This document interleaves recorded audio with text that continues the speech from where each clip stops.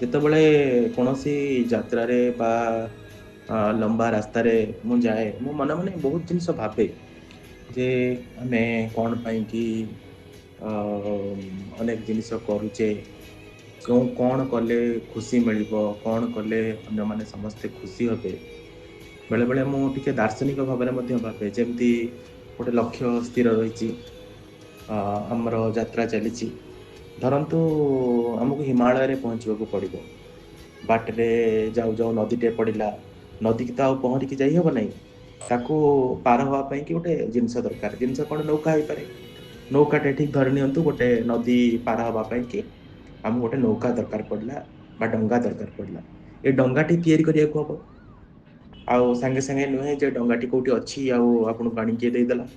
ତେଣୁ ଡଙ୍ଗାଟି ଯେତେବେଳେ ତିଆରି କରାଯିବ, ସେଥିପାଇଁ ସମୟ ଲାଗିବ।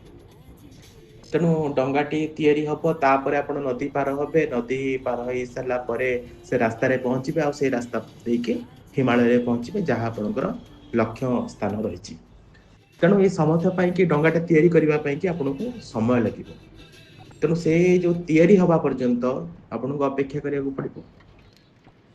ତେଣୁ ସେଇ ଯୋଉ ଅପେକ୍ଷା, ଧୈର୍ଯ୍ୟ, ଏସବୁ ମଣିଷ ଭିତରେ ରହିବା ଦରକାର। ସବୁ ଜିନିଷରେ ବ୍ୟସ୍ତ ହେଇଗଲେ ସମାଧାନ ହେଇଯିବ, ମୁଁ କାହିଁ ଭାବେନି ଯେ ବ୍ୟସ୍ତତା ବା ବ୍ୟଗ୍ରତା ଏମିତି କିଛି ହେଇଗଲେ କୌଣସି ଜିନିଷକୁ ନେଇକି ଯେ ତାର ସହଜ ସମାଧାନର ବାଟ ବାହାରି ପାରିବ।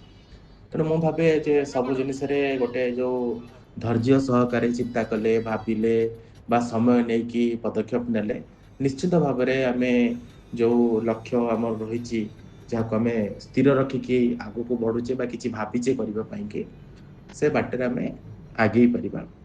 ତେଣୁ ଏସବୁ ତ ଜୀବନ କାହାଣୀ ଆଉ ଅ, ଛୋଟ ମୋଟ ଜିନିଷ ପ୍ରାୟ ସମୟରେ ମନକୁ ଆସେ, ଯୋଉଟା ମୁଁ ଆପଣମାନଙ୍କ ସାଙ୍ଗରେ ଏଇ ଲମ୍ବା ରାସ୍ତାରେ କଥା ହେଲା ବେଳେ ଆପଣଙ୍କ ସହିତ ସେୟାର କଲି।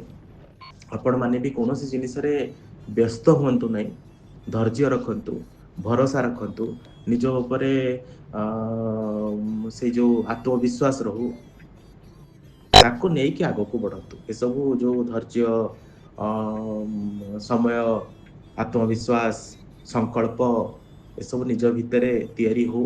ଲକ୍ଷ୍ୟ ସ୍ଥିର ରହୁ, ଲକ୍ଷ୍ୟ ସ୍ଥିର ରଖନ୍ତୁ। ଲକ୍ଷ୍ୟ ସ୍ଥିର ନ ରହିଲେ କିଛି ହବନି। ତେଣୁ ଭାବନ୍ତୁ ଯେ ଯାତ୍ରା ଚାଲିଛି, ଆଉ ସେ ଯାତ୍ରାରେ ପହଞ୍ଚିବା ପାଇଁ କି ଆପଣଙ୍କୁ ସମୟ ଲାଗିବ, ଆଉ ସେଇ ସମୟ ଆସିବା ପର୍ଯ୍ୟନ୍ତ ଆପଣଙ୍କୁ ଅପେକ୍ଷା କରିବାକୁ ପଡ଼ିବ।